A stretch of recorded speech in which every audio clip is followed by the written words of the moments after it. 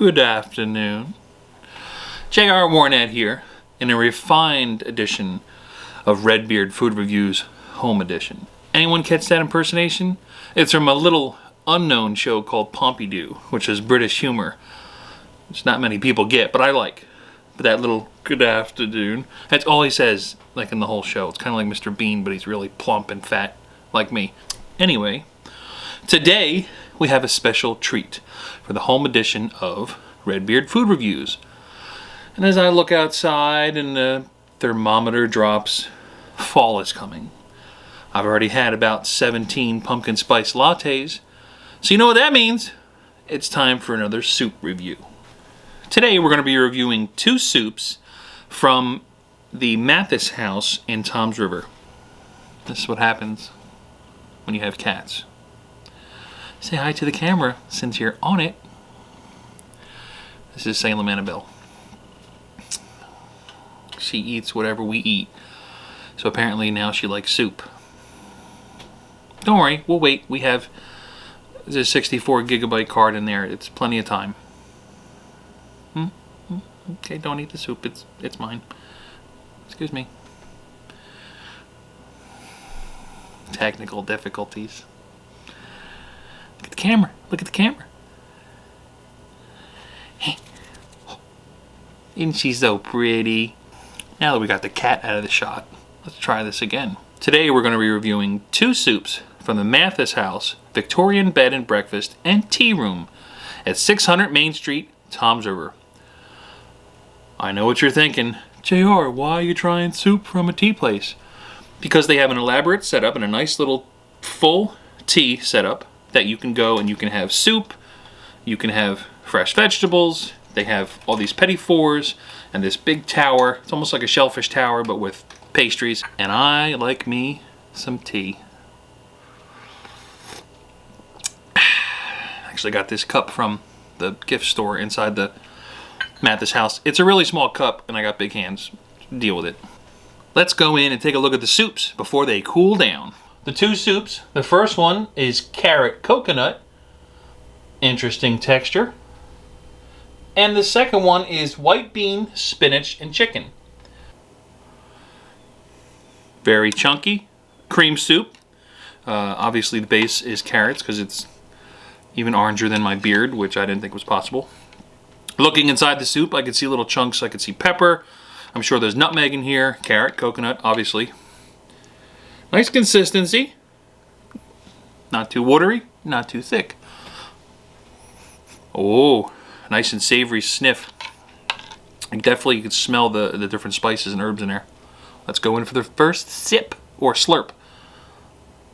I don't know, sip slurp. Oh, nice and sweet. Savory and sweet. The carrot adds that natural sugar to it. I'm sure the coconut does as well.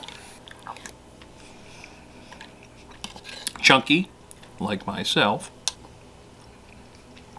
You notice I have the bowl all the way up to my face because with this type of food, there's definitely going to be a debris meter in the beard. Overall, very good, nice and sweet. Getting a little bit of probably like pieces of coconut or probably just coconut milk that's in it. Not sure. And with soups like this, you don't need crackers.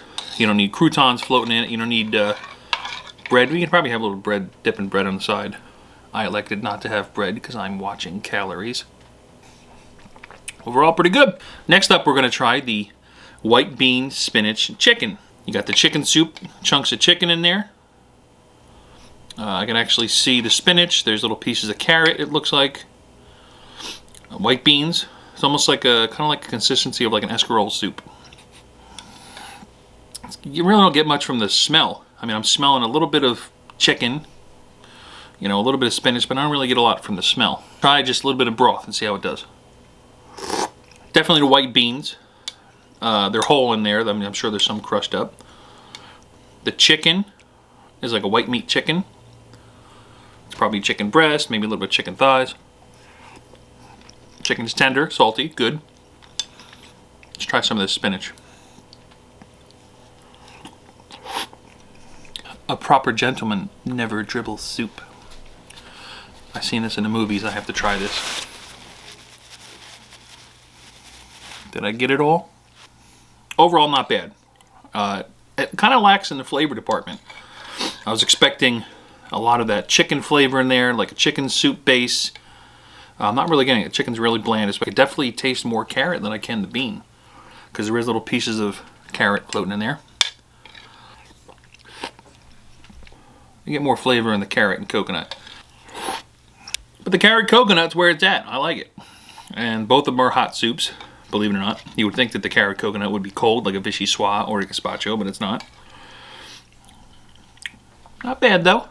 I wouldn't throw this out of bed early in the morning. I don't know why I had soup in the bed. Ignore that joke. It's kind of stupid.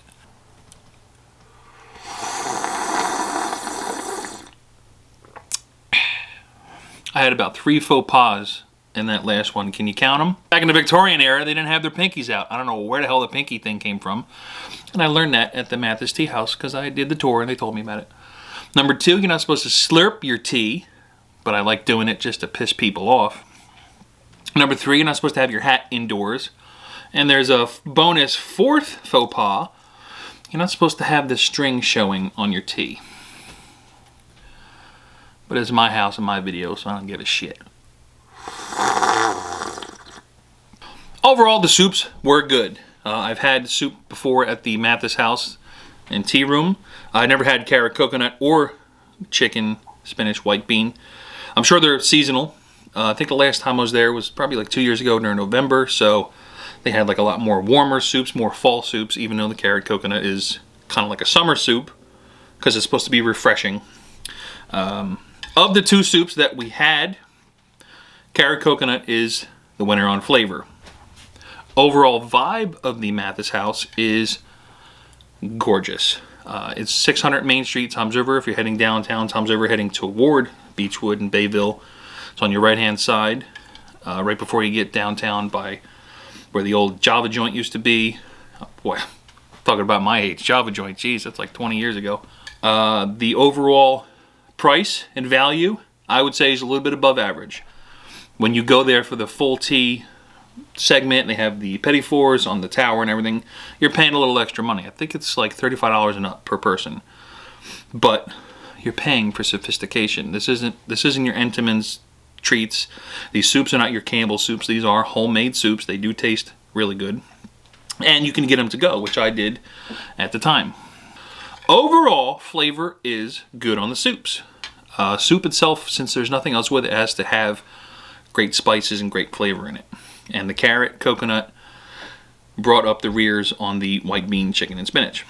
On a scale of 1 to 5 Redbeards, I'm going to have to give this a 4 out of 5. 4 Redbeards out of 5. The actual ambiance in the place does bring it up a little bit if you don't want to eat the soup at home. I mean, you're sitting in an old Victorian house that's been there for a long time. It's the Mathis house. Inside it's beautiful, but you won't be able to see it until this coronavirus is over, but it is a treat to go check it out. Well, that about does it for another edition of Redbeard Food Reviews. You can find me on the tweets. You can find me on this face space. You can find me on the YouTube, which you're currently viewing this on. But where you will find me for the rest of the day and this afternoon is having some scrumptious teas, some delicious soups, and having my pinky out. Bye-bye. Redbeard out.